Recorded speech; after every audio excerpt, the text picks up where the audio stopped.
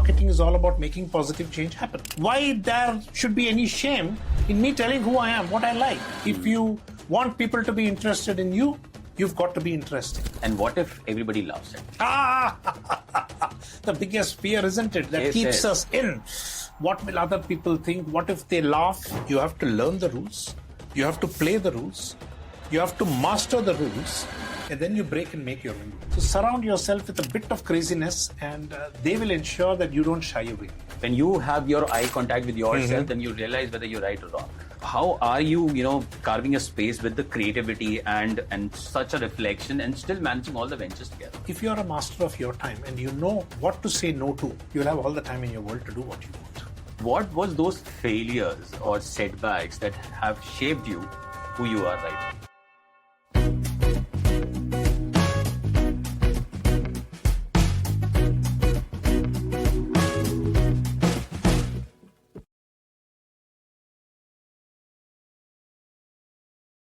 Welcome back to the Collaborative Canvas podcast. Today, we are not just talking business. We are uncovering the personal story behind one of the most unconventional thinkers in our industry, Praveen Shekar. Praveen calls himself a parallel entrepreneur, an outlier marketer, and a raconteur. But those are just the headlines. His real story is layered from building Kriya into a healthcare research powerhouse to investing in social ventures like Can-Do and Kase that empowers people with disabilities. To shape India's professional speaking landscape, he is the man who has redefined what marketing and leadership can look like when driven by empathy, curiosity, and courage. In this conversation, we are stepping away from the frameworks and strategies to explore the man behind them and his journey, his turning points, and the values that fuels his work. So join me as we dive into the story of Praveen Shekar and the entrepreneur, the mentor, and above all, the storyteller who believes in creating impact by thinking differently. Welcome, sir, on the show. Oh, welcome, Ankesh. Thank you for having me on the Collaborative Canvas. So we have been talking to you for a while now, and we know you by far, but I thought it would be a great opportunity to start, understanding you for our audience. Absolutely. So how about we know who Praveen Shekar is?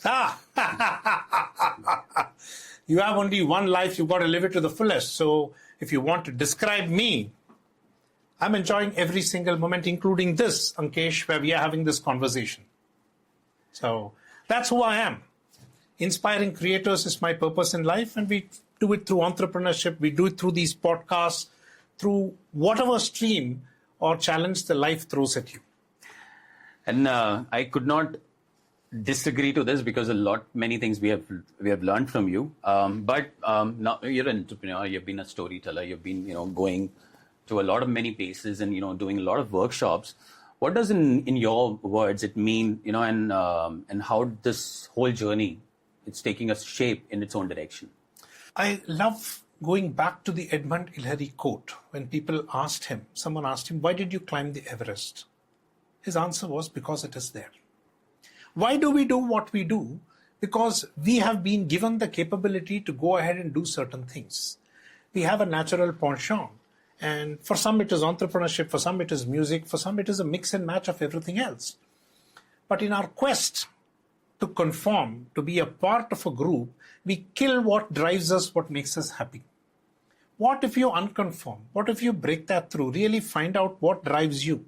Because here, we are in this podcast, I'm seeing a different Ankesh. There is a sparkle in your eyes, Ankesh. You love what you are doing, and that shows through effectively.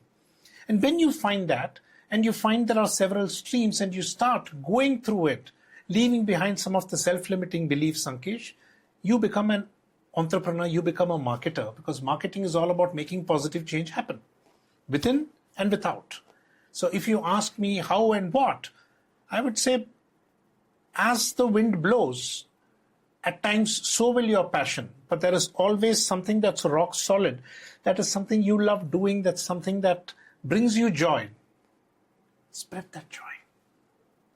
And I think you're very right. I mean, considering that, the outlier marketer theory is all about this. You mentioned that, those colors that we were just talking about, even your yellows and my reds, these are putting us in a very outlier way. Yes. Your theory has given a lot of people a lot of inspiration as well. I mean, including mine as well, because I never thought that I would do a podcast anyway.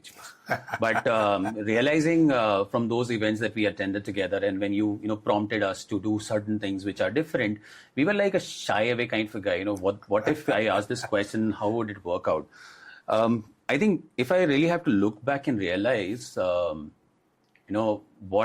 we have been taught and what we are doing right now, I may say that I'm probably a little old to start something, but yes, I am definitely enjoying, and I think I'm acting like an outlier. So I wanted to know this outlier theory from the man himself as to where did it actually come from, and how did you, you were like outgoing everywhere, even in the shorts on with a coat on and on the stage, and you don't care. And one of your theories says be shameless. Yes. We were born shameless, and suddenly shame was thrust upon us. But my answer to you, sameness kills everybody. So if somebody has to be interested in you, there's got to be something interesting about you, right? You either allow somebody else to define what is that interesting, or you take it in your hands saying, hey, this is who I am. These are all the aspects of me that makes me me. And you put it out there shamelessly. You automatically become the top 1, 2, 3% who take charge of who they are. The rest of the crowd, at least 90% of them don't care. They are a part of the middling many who just want to go right ahead. But the few who say, this is who I am, this is what I am, and you put it through, it becomes very, very clear. Now, I'm going to give you a question here. Who is Shah Rukh Khan? An actor. An actor. Who is Manoj Bajpayee? Also an actor. Also an actor. But when you look at it, Shah Rukh has got the aura, he's a star. While Manoj Bajpayee takes on multiple different roles and therefore has cast himself as a malleable actor who could fit anywhere. Shah Rukh is a star. Same persons, they've decided that this is who I am, this is who I'm going to be, and that's how I'm going to communicate to the world. And where did the word outlier come from? We come from the wider world of market research and statistics and marketing. That you have general data points, and there's always one data point that's standing far apart. Correct. That is called an outlier. I am that outlier. I want to be that outlier. The people I work with, each of us have something substantial within us. It's up to us to find it, showcase it to the world, saying this is who I am. Why there should be any shame in me telling who I am, what I like, right? And the simple example I quote is when you go to somebody's house and they ask you, what would you want?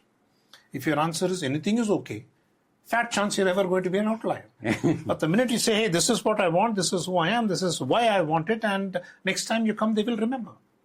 You liked tea in a particular way, you wanted half a spoon of sugar, and you always love adrak in your tea, then I will customize it when Ankesh comes to my house because you've explicitly stated what you want. As opposed to kuch bhi chalega, anything is okay, then you become a part of the middling crowd. So find out who you are, which is a journey in itself, and there are several points. But stand out, stand apart. If you want people to be interested in you, you've got to be interesting. Yeah, true. But that brings me a different question. So, a lot many people shy away, right? 98%. Yes. Probably, I'm not saying that I'm still out of those 98%, but I'm still working towards it. I have a question in my mind that I really want to talk about, but then I feel that, it might not be the right question. And what if everybody laughs at me? The biggest fear, isn't it? That keeps us in. What will other people think? What if they laugh? I want them to laugh. What if we flip that around? Come on. We cannot learn cycling without falling down. You cannot learn swimming without gulping water, gasping for breath, and get over that fear, that small hurdle, when anybody who's helping you cycle takes their hand off. When they know you've got the speed balance, but more importantly, the confidence to go right through.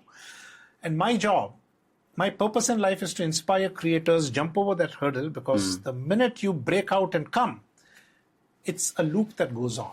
And Ankesh, my answer to you is we've been taught wrong things. We've been taught the wrong stereotypes. Because people come and say, oh, I'm an introvert. He's an extrovert.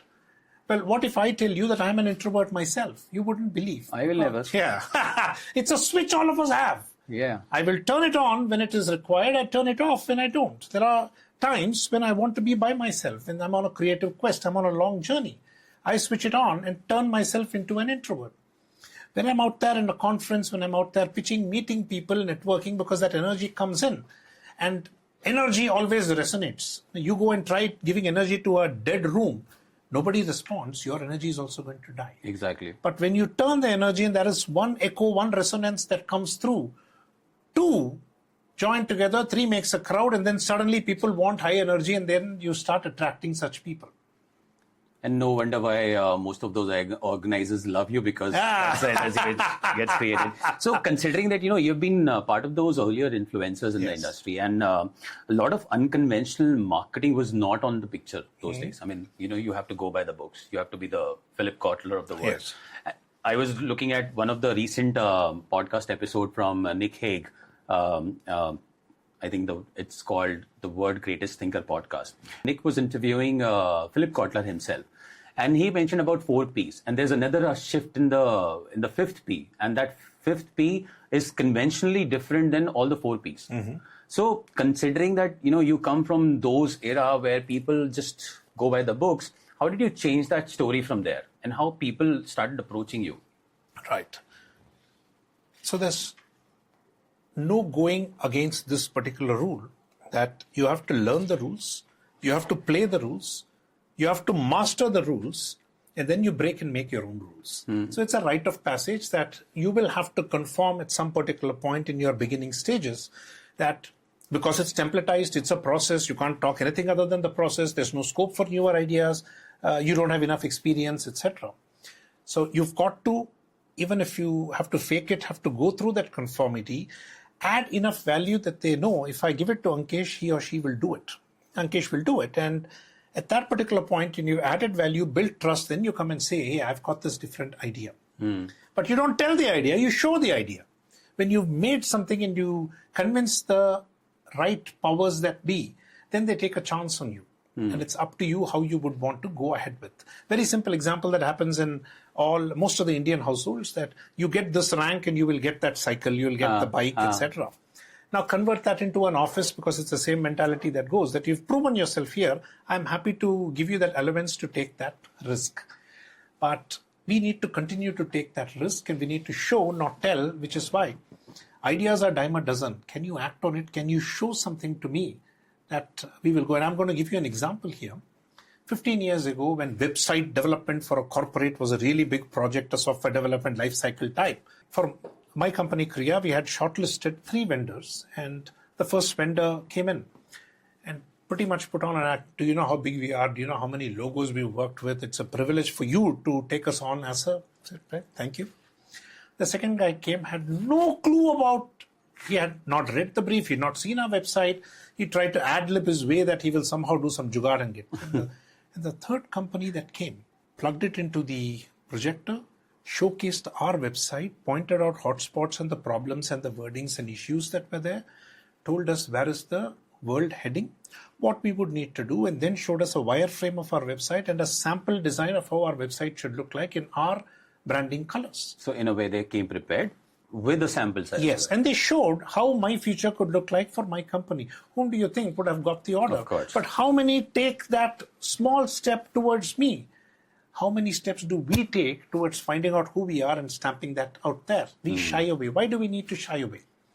So surround yourself with a bit of craziness, and they will ensure that you don't shy away, that you will go right through. And I am duty bound to name one of my good friends and longer time directors, Gokul Santanam, because can you believe I refused to get on a stage because I had stage fear in college. I did not even go to the cultural meet because I was shit scared, until he brought me out, because this shyness is a sine wave. It's a circle. Suddenly you put me in Finland and say, go ahead, network.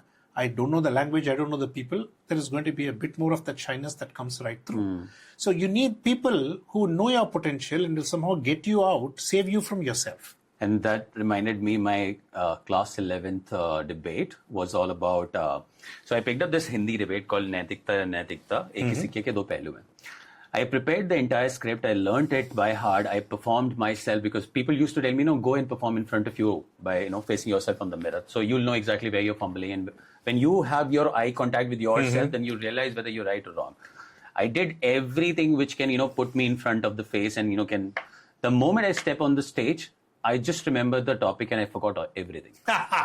And then I realized, what did I do I think I was not shying away from doing, because I really wanted to break that barrier and get into a mode which can make me an outlier there. But somehow that fear brought me so well that I failed completely. And since then, I never tried myself doing the stage performance.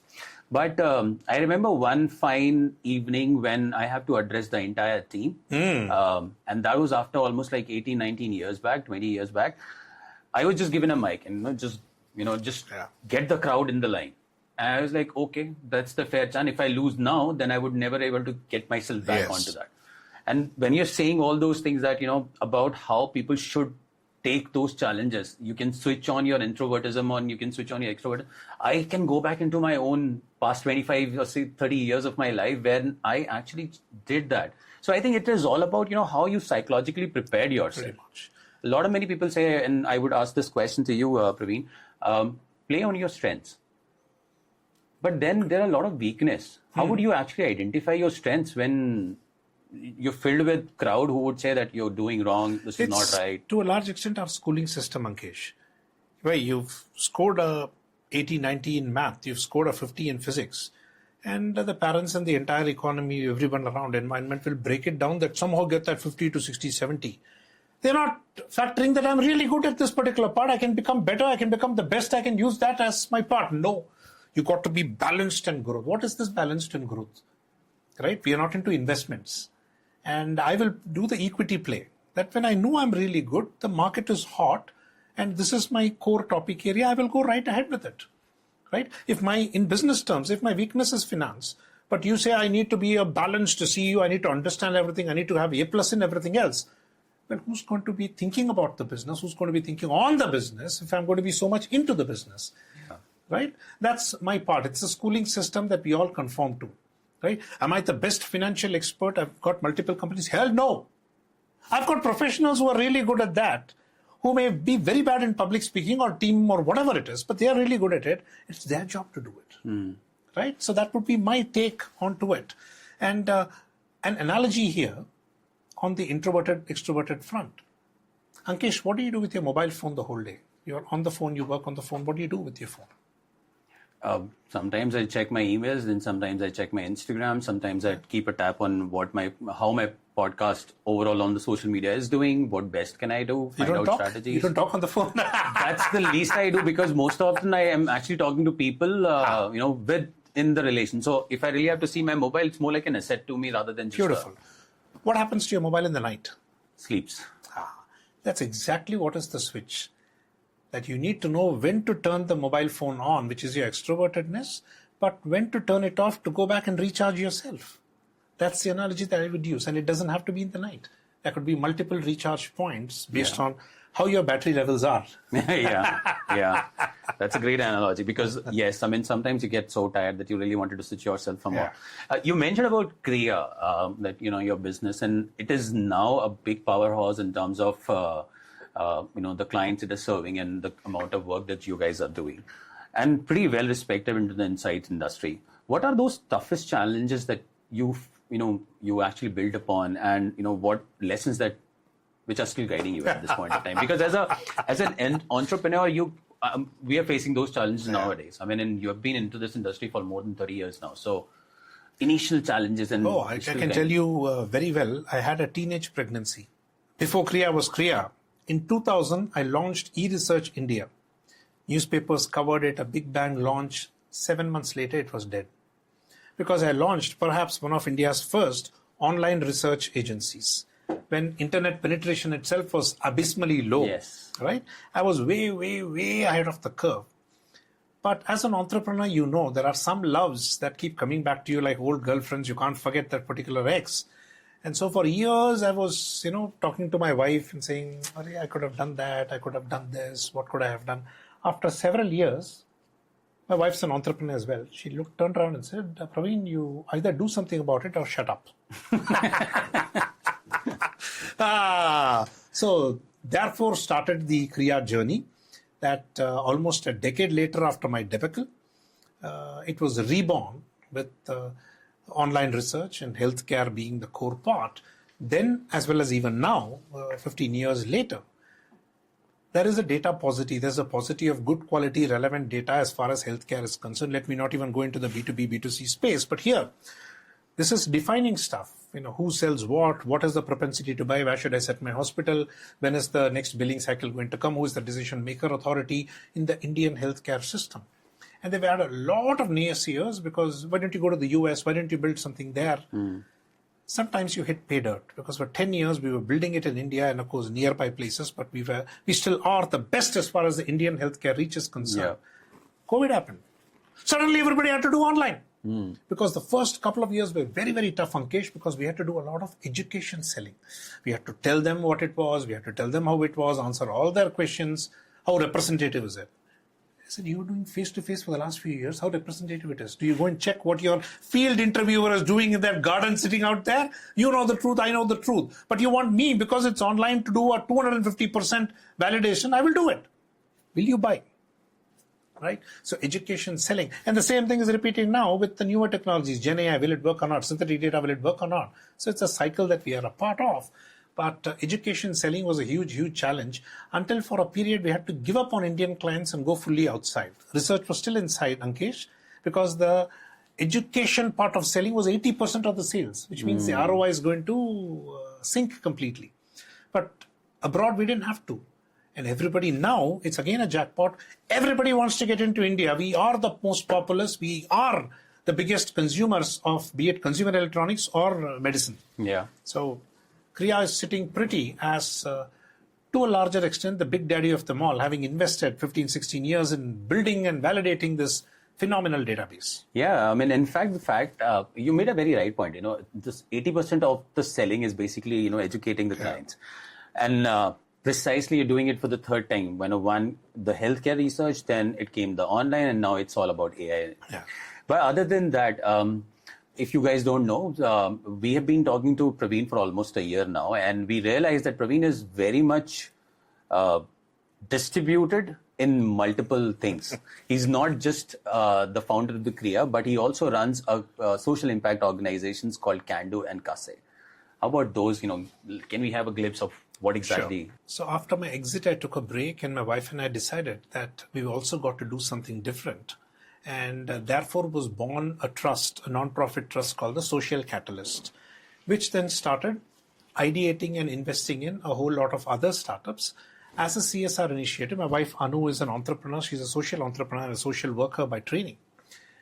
And we decided that for true social work to happen, it has to be integrated into whatever work you are doing. It cannot be charity. It should be, but for us, not charity, not philanthropy. Can we go ahead and do something that is sustainable? And that is how Kandu was born. And because you spoke about Kriya, how are panels built? They have to be individually validated through a phone. You call, you find out, and you invite, and you do the profiling, and then you send the email, and then the double opt-in. For this, what started off as 2 people, whom we hired as visually challenged people, grew up to a 40-seater, and over the course of time, over 140 people were trained, skilled, and employed by the wider Kriya part of it. But when we are running it for 2 years, 2010 to 2012, it became an office in itself. And a lot of our clients started coming saying, can they do anything other than calling? So just imagine, hearing impaired were doing all the desk research work, putting the data into a format, which the software was calling, and the visually challenged people were validating, checking, setting appointments for the project team. And then the physically challenged people took on, did the analysis, and then worked through. This is how the panel was built, one by one, number by number. But in 2 years, the word had spread across the market that these guys have a phenomenal lead generation company, even though we weren't doing lead generation. So a lot of clients started coming to us, but we are a research house. Therefore, Kandu was hived off as a separate entity and continued to work with a whole lot more people, continues to work. But during the course, we were recruiting from non-profits. We were recruiting with a specific set of non-profits who had got the confidence, Ankesh, and they came to us and said, Praveen, you're only hiring graduates, you're only hiring people with disabilities who know English. What about the scores of people with disabilities who have not finished schooling and cannot speak English? Come up with something for that. And by that time, Kriya had a huge office, including a kitchen, and for a brief while, we were doing kitchen testing as well. So Anu and I decided, okay, let's start a bakery. We've got a kitchen as well. And we spoke to one of our clients, Namrata, who at that point was running a consulting house and doing a lot of healthcare research. We were the healthcare consulting, we were the research partners. She looked at saying that every street has a bakery. Where's your differentiation? And she had just learned cheese, so she said, why don't we start a cheese company? And that's how it started off. To the extent that in 3 months, my auditor called me, sir, you are running a knowledge company. Every day, what is this 100 liters of milk that you are putting it through? Then I had to explain that it's an incubation. That we are creating something and we don't know if it will succeed or not. We are working on the product market fit. But in the 7th month, they got the product market fit. They hit the number targets. And within a year and 2 months, they were hived off as a separate entity, which is still an artisanal house with hearing impaired people who do not have graduation, who make cheese by hand. And it's one of the fastest growing artisanal cheese companies. So that's where we are. And Social Catalyst is back in action, but this time providing grants and entrepreneurship assistance, because we want to create more entrepreneurs with disabilities who will give more jobs. That's a great initiative. I mean, when I read about Kasi, I was like, how come Praveen, from market research to consumer insights to data collection? Can-do was amazing. I mean, I think, finding people who are in a different psychological mindset because they believe that they won't get a job. Yeah. And then you gave them, I think that's one of the amazing work that you guys are doing. But there's one question which I always wanted to ask you, Praveen. Whenever for past 1.5 years, we've been in touch and we've been, talking about both Acute SAI and many things.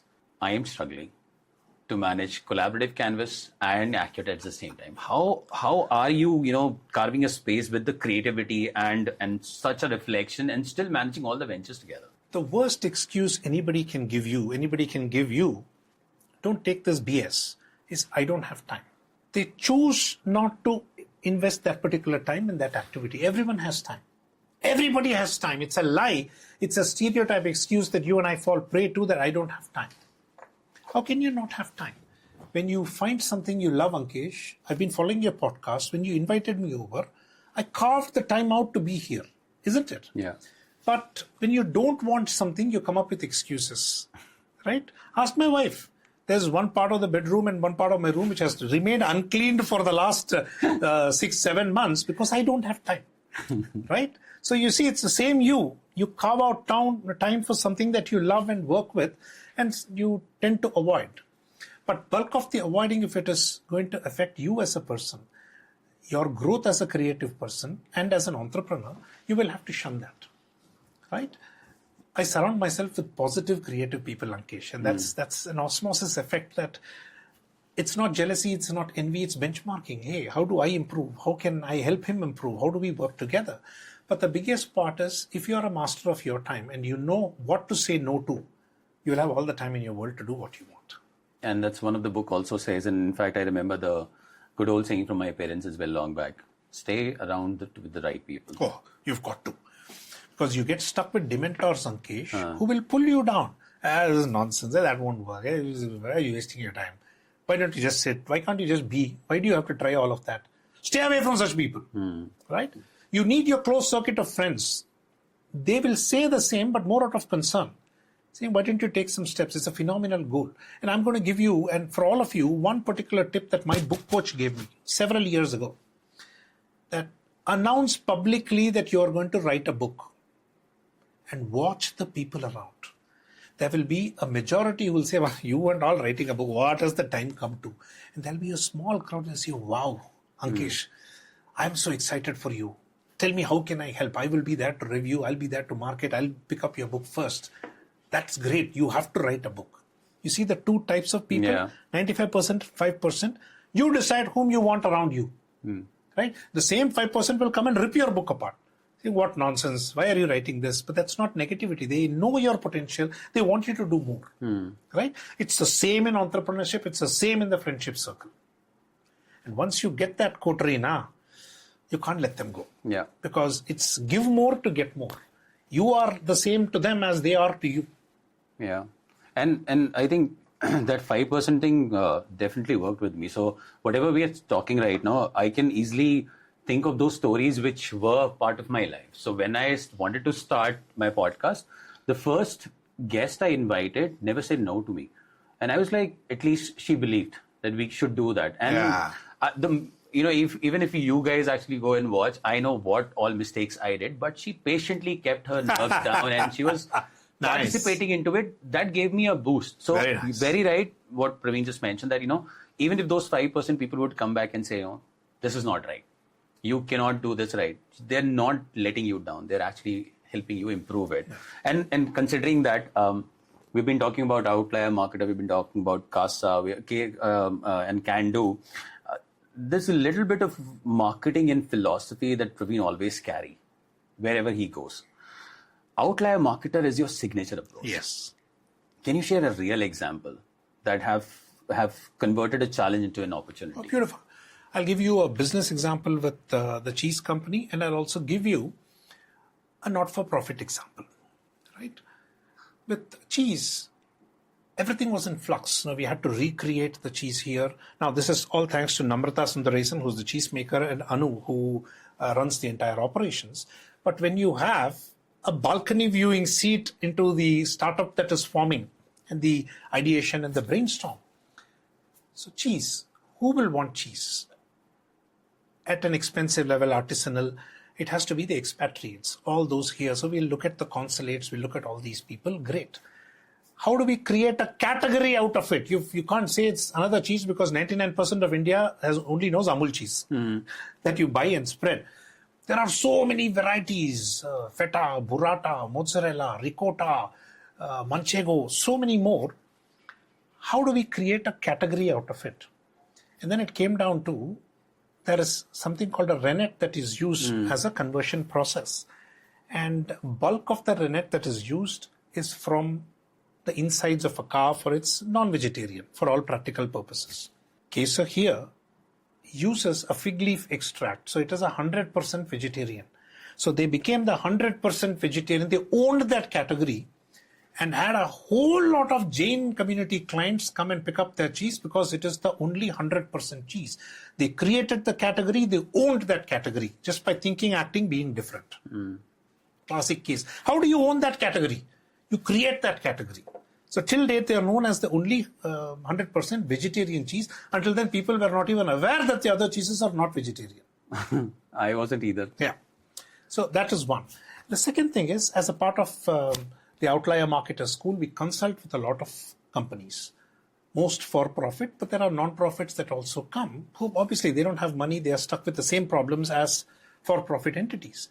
And this was a very lovely request that came in, that an autistic creative youngster had come up with a bunch of poems which they wanted to bring out as a book, but the challenge was 1,000 copies have to be sold for it to generate the fundraising that they wanted to. So there was me as the marketer, Ravi Venkatramani as an entrepreneur, and Revati, who's a principal and a Rotary person who supports that nonprofit. And the three of us brainstormed saying, the issue is 1,000 copies to be sold in a diary format. They said the poems are in a diary. Now, where do we go? What kind of marketing budget do we need to come up with? And if you see how the marketing goes, people are spending 100 rupees to earn 105 rupees or 95 rupees. So technically making a loss. That's not the case because we need a fundraise. So we had to turn it around in the head saying, you're thinking, you want 1,000 copies to be sold at this particular rate to raise that money. This is your production cost. Also publicity for the creative young adult who's done a phenomenal job. So then we turned it around. Who buys diaries? When do they buy diaries? Diary sales happen November and December for the companies to give it and distribute for the following year. Yeah. So we picked up the phone, spoke to 10 CEOs saying, this is your CSR initiative. As a company, order 100 diaries. It'll have your logo, but this is for a social cause. So in a matter of 45 minutes, we got the 10 CEOs to say, yes, I will buy 100 copies. They had the 1,000 copy order for their diaries to raise that fund simply by turning it around and thinking differently. Rather than saying, oh, I'll put Instagram ads, I'll put Facebook ads, I'll go and do all of those things. 0 rupee marketing. And that is outlier thinking. And another philosophy which sparked my mind is your book, selling without selling. Yes. So many founders actually go for the chase, speed, scalability. And you wrote a book about, building a tribe and selling without selling. How do these play out into the world where it's a lot of hyper competition and people are still believing that, this is a great example. So in the quest of conformity and copying the Western marketing asses, we lose track of why are we doing certain things. When you look back, why am I doing this? Why am I just copy pasting that sales funnel that worked for some company in the US? And I assume that the same funnel is going to work for me here. We make that mistake. And second, the bedrock of outlier thinking is use what you have within and around you first before you go out and ask for something new. What do I have around with me? My network, their network. What do I know about them? What have I delivered to them? How can they help me? Am I clear in terms of what they can help me? Once they know who am I for, what transformation will I bring about, and how consistently I add value, they become an army for me. They go ahead and talk. This podcast, did I hunt you down, Ankesh, saying I want to be on your podcast? You saw value for your followers. Yeah. And so you thought, let me invite Praveen to come and talk. Yes. That is the pull technique. That consistently over the years I have added value digitally when we meet. That you feel, yes, a little bit of this has to be shared with your member base. Exactly. That is the crux. Now, I did not use anything else. I have only used my experience and my stories to tell you what you would need to do. Correct. And that is selling without selling. I have not sold to you, but you have bought me. And you have brought me out here to go ahead and pass it on. Now, what is happening here is Ankesh's tribe also becomes a part of my tribe by extension. Right? And Exactly. this is something that I learned from Andy Lopata, a phenomenal speaker in the UK. It is called the transfer of trust. Your followers trust Ankesh, Ankesh trusts Praveen, and Praveen talks sense. Through Ankesh, there is a transfer of trust that some of them will also start following me. Right? That is the bedrock of selling without selling. You can say it doesn't work in B2B. Why does it not work in B2B? Because if you, Ankesh, as a CEO, like my service, and I add so much value that you can't stop talking about me in your peer circle, which is other CEOs who have the same problem, isn't it? It is. That is a transfer of trust in a business part where there is no lead generation, there is no cold lead, warm lead, hot lead. You make the sale for me right there saying, I've got an amazing guy. Your marketing is stuck. You are a growth CEO. You should talk to Praveen. You have to work with him. Right? You're not getting paid for it. You don't get a discount. You don't get a commission. You love the value that has built so much trust that out of that love, you want to go ahead and talk about me. That is the bedrock of selling without selling. But can you engineer word of mouth? Can you put in creative contagions? Contagion has a bad name, especially after COVID. But what is a contagion? It's a virus that spreads. Can I put a creative contagion that you can't stop talking about me? And you don't even know you're talking about me. But the fact is, Praveen, we're looking for speed. I think this would help us, or in a different sense altogether. If I really have to start now, it's going to take me at least 2.5 years to be there, not completely there. And Outlier Marketer is almost, I think, 20 years old now? Yeah. And 20 years of the time when people exactly know what we can expect from Praveen, which is why they call you, building for anybody who's starting, the new company right now, and he really wanted to scale things up. He really wanted to speed. What is that one advice you would, give? Because this is going to take some time. People are like anxious. Beautiful. I have the answer for you. Micro engagements, micro proof. There's no need for unnecessary reckless speed. When you are clear who you are, where you want to go, give me a taste, no? Give me a taste. And if you're setting up a cooking company, I don't want the full spread. There's one signature dish. You send me a sample of the signature dish. I love it. I would want more. I would want more. What else is there? I'm an author. I've written 22 books. Someone who likes one book is going to come and ask me or buy a second book or a third book. If you don't like my first book, great. We are not made for each other. There is no resonance, which is also a good thing for us to look at, right? But you will need to plant enough seeds in the market for people to know that someone like you exists to solve a particular problem.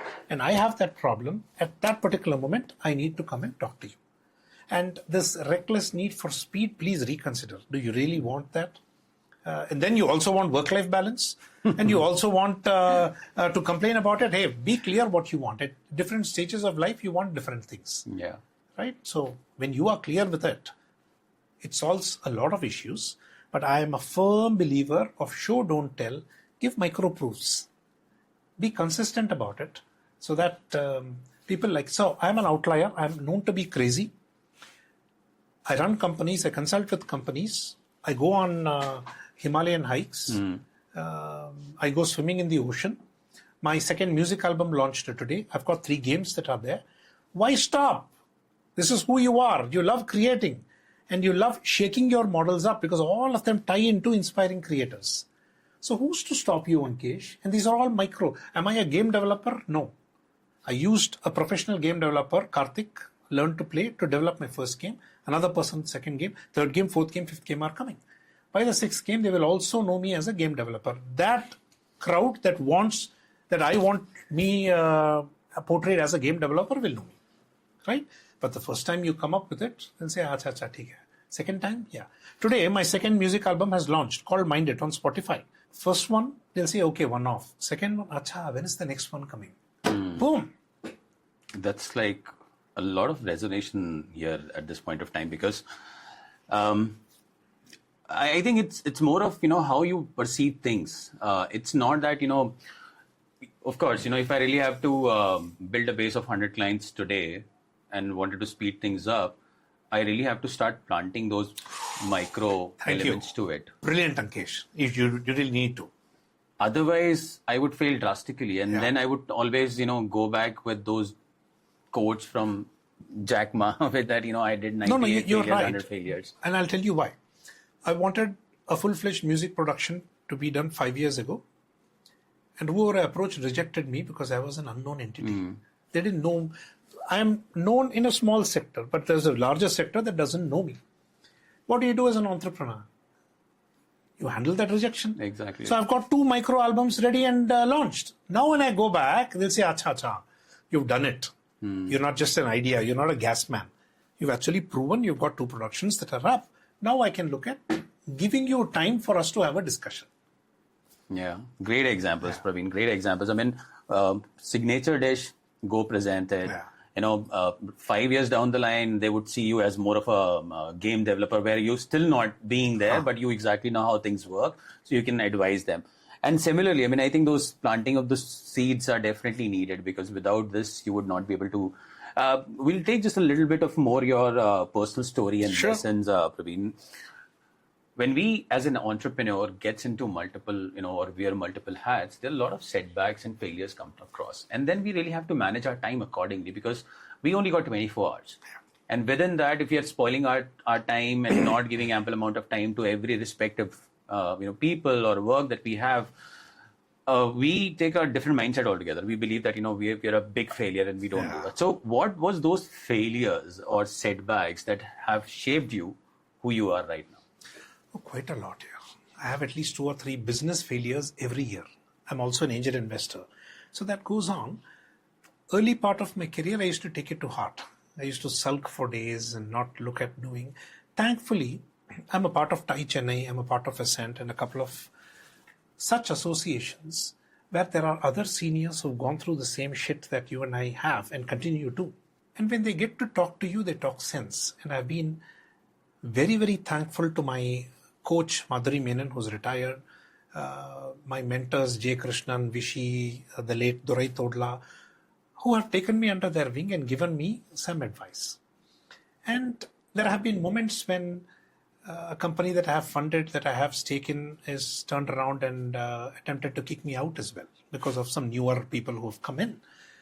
Whom do you go to?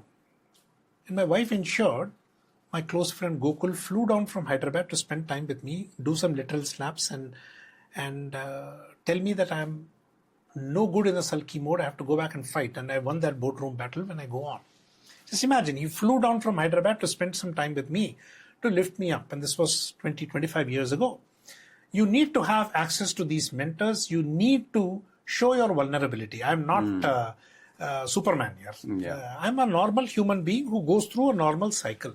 And therefore, I need my mentor doctors to assess my pain point at that particular point and give me life medication based on that. Not drugs, but they'll tell me what to do. One put me through on a meditation course. The other said, just run or swim or burn the sulk out. Right? And that would be my advice as well. I continue to fail. There was an incubation earlier this year which came up with something phenomenal in the micro-language model space. We were so excited that this would be the first of its kind to come up through. Last month, Notebook LM launched with the same feature that we spent 5 resources, spent 3 months developing. Boom. What do you do? We laugh and we carry on with it. Because you plan something, the environment may plan something else. There's always a parallel universe around us. Yeah. So maybe my product works in that. What one personal story as an outlier marketer you want to reveal, which reveals the real Praveen Shekar? We all fight with self-doubt. We all fight with the imposter syndrome that I am not good enough. Yeah. I will do something when I am an expert. I will publish something when it is perfect. But it is all our self-doubt in various voices. That is, in some way you can say, because I'm also a student of applied psychology. I've done my master's in applied psychology. I'm doing my PhD with marketing psychology into human resources. So there's a lot of learning. Of course, I did not know this at that particular point in time, that we have to kill the self-doubt. How do we kill the self-doubt? With some external help, but a whole lot of doing. So I'm shit scared of snakes. So my chacha, when he came, there is a herpetology, Madras Crocodile Bank when I was still young. He took me there, made me touch the snake, put a snake around my neck, python. I was shit scared. I was about to piss my pants, but that got me a shock treatment that got me out of the morbid fear of snakes. And we have our self-doubt. Why? When you have to do aaj hai, we have today in our hands. You want to do something, you have the capability, do it now. Yeah. Why do you have to belittle yourself? There is a whole world out to put you down, to laugh at you, to shout at you, to say you are no good. Why do I need to tell that to myself? Exactly. I am good. And it took me a long while to get over this. Right? It took me a long while. I'm living my second life, Ankesh. I've never revealed it in any other podcast. I'm living my second life. Because I was a conformist in my previous life. We had a phenomenal business. We constructed our own building, multi-floor. Obviously, we didn't have money for all the floors. We were constructing it floor by floor. 2 floors were done. And I was there in my other partner's office in the first floor. Floor-to-ceiling windows. Because it was a building under construction, power was off and the office boy had opened the window. I didn't realize we had lunch together, came and leaned onto it, gave way. I fell down from the first floor into the parking lot. Had 3 fractures in the spine, 1 hairline in the head, was in the ICU for a long time. I was bedridden for 2.5 months. And from that bed, I started another company, which was a phenomenal success. But that gives you perspective, and all you have to do is stare at the roof above. It gives you perspective and saying, what shit am I doing? This is my life. And this is the only life I have. And I am going to go ahead and do whatever I want to do as long as it's legally, ethically, morally permitted. And I have my wife's permission to say so. So I've been given another chance to live my life, to inspire others to live theirs, to do whatever you need to do. And that's the new me that you've been seeing for the last 20 years, because I am a new me. And do you know why I survived? Because I have a big butt. And I landed on it.